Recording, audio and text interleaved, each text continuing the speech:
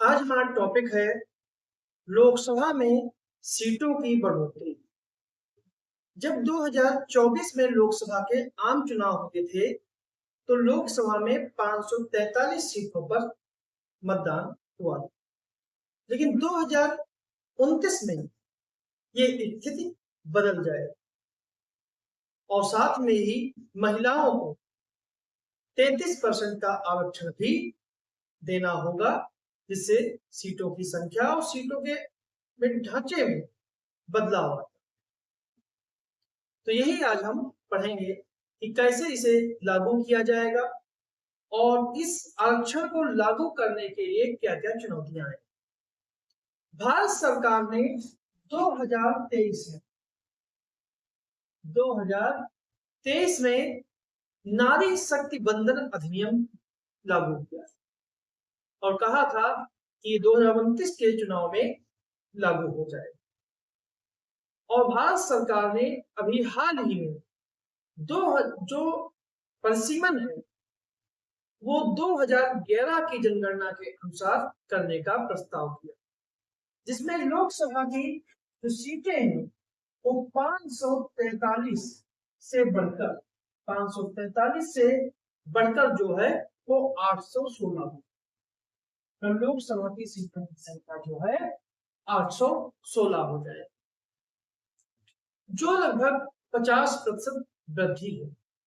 आम सहमत बनाने के लिए विभिन्न राजनीतिक दलों के साथ चर्चा के दायरे में आने वाले इस प्रस्ताव को कानूनी और संवैधानिक बाधाओं का सामना करना पड़ सकता है। लोकसभा की सीटें जो हैं वो 543 से बढ़कर 816 हो जाएंगी और 816 में से 273 सीटें जो हैं वो महिलाओं के लिए आरक्षित हो जाएंगी, यानी कि 816 का 33% जो है वो 273 होगा और ये 273 सीटें जो है वो महिलाओं के लिए आरक्षित कर दी जाए। परिसीमन जो है वो 2011 की जनगणना के अनुसार किया जाएगा। राज्य के बीच मौजूदा आनुपातिक प्रतिनिधित्व को बरकरार रखा जाएगा और राज्य विधानसभा सीटों के लिए भी इसी तरह की वृद्धि का प्रस्ताव। महिला आरक्षण अधिनियम 2023 के लागू करने के लिए सरकार को परिसीमन कराना और परिसीमन कराने के लिए एक नई जनगणना की आवश्यकता पड़ती। इसीलिए भारत सरकार ने नई जनगणना है वो 2021 में होनी थी, लेकिन कोविड के कारण वो जनगणना नहीं हो पाई। इसीलिए और जो नई जनगणना है वो 2027 में प्रस्तावित है और नई जनगणना का इंतजार करने के बजाय सरकार ने 2011 की जनगणना का उपयोग करके अपने उद्देश्यों को लागू करने में तेजी लाने पर विचार कर। साथ में ही उन राज्यों के राजनीतिक रूप से संवेदनशील मुद्दे से बचना है जिनकी आबादी अधिक है। मुख्य रूप से अगर बात करें तो उत्तर में और दक्षिण राज्यों में, उत्तर राज्यों की तुलना में दक्षिण राज्यों की तुलना देखा जाए तो उत्तर भारत के राज्यों में जनसंख्या अधिक है और उसी हिसाब से उनकी सीटें भी अधिक है। जिन राज्यों ने जनसंख्या के नियंत्रण में बेहतर प्रदर्शन किया है उनके राज्यों की सीटें जो है जनसंख्या के अनुसार जो है वो कम हो जाएगी। लोकसभा के सीटों के आवंटन से जो नियम है वो अनुच्छेद 81 है, जिसमें कहा गया है कि लोकसभा एक निम्न सदन है जो जनता के द्वारा प्रत्यक्ष रूप से चुना जाए और 81 के दो प्रमुख खंड जो है वो समान प्रतिनिधित्व को एक सिद्धांत को प्रतिस्थापित करते हैं। जैसे अनुच्छेद 81 का 2A और अनुच्छेद 81 का 2B, ये तो दो अनुच्छेद हैं इस संख्या को सिद्धांत को स्थापित करते हैं। 81 2A ये कहता है किसी राज्य की आवंटित सीटों की संख्या और उनकी जनसंख्या के बीच के अनुपात जहां तक संभव हो सके सभी राज्यों के लिए समान होना चाहिए। और 2B ये कहता है कि प्रत्येक राज्य को निर्वाचन क्षेत्रों में इस प्रकार विभाजित किया जाना चाहिए कि प्रत्येक निर्वाचन क्षेत्र की जनसंख्या उस आवंटित सीटों की संख्या के बीच का जो अनुपात है वो पूरे राज्य में एक समान। अनुच्छेद 81 एक अपवाद भी प्रदान करता है कि अगर 6 मिलियन से अधिक जनसंख्या वाले जो छोटे राज्य हैं उनको असमान प्रतिनिधित्व की अनुमति दी गई है और ताकि उन्हें निचले सदन में पर्याप्त प्रतिनिधित्व प्राप्त हो। अनुच्छेद 82 जो है कॉन्स्टिट्यूशन का वो कहता है परिसीमन। परिसीमन अनुच्छेद 82 में दिया गया है जो प्रत्येक जनगणना के पूर्ण होने पर कार्य किए जाते हैं। और अनुच्छेद 82 दो कार्य करता है। पहला, राज्यों को लोकसभा सीटों का आवंटन और प्रत्येक राज्य का क्षेत्रीय निर्वाचन क्षेत्रों में विभाजन। 1971 यानी 1971 1971 जो है 71 से लोकसभा की सीटों का आवंटन जो है वो अपरिवर्तित रहा, जो दो लगातार संवैधानिक संशोधनों का परिणाम। वो संशोधन है 1976। ठीक है, 1976 का संशोधन था कि राज्यों के बीच सीटों के आवंटन के उद्देश्य से अनुच्छेद 81 और अनुच्छेद 82 में पिछली जनगणना की परिभाषा को 1971 की जनगणना तक सीमित कर दिया। यह सीमा जो थी वो 25 वर्षों के लिए लागू की गई, 25 वर्षों के लिए लागू की गई थी। लेकिन 2001 में इसे फिर संशोधन किया गया और इस रोक को आगे बढ़ा दिया गया और ये 2026 के बाद होने वाली जनगणना के आंकड़े प्रकाशित जब तक नहीं हो जाते तब तक लागू है। इस प्रकार वर्तमान जनगणना के आंकड़े जारी होते ही यह रोक स्वतः समाप्त हो जाएगी।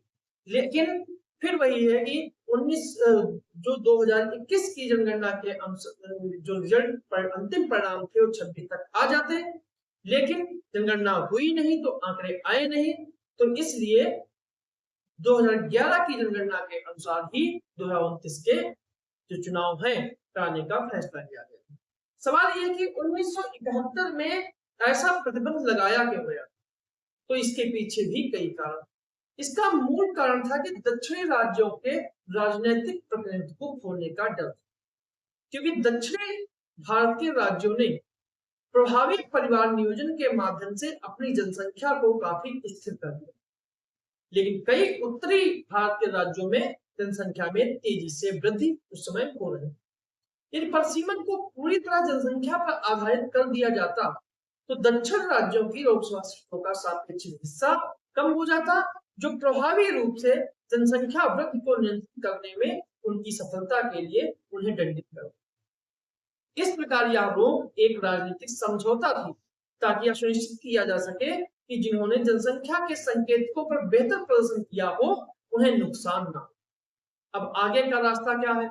यह सरकार परिसीमन पर लगी रोक को आगे नहीं बढ़ाने का विकल्प चुनती है तो उसका अगला कदम संसद के द्वारा अनुच्छेद 82 के तहत एक नया परिसीमन अधिनियम पारित करना हो।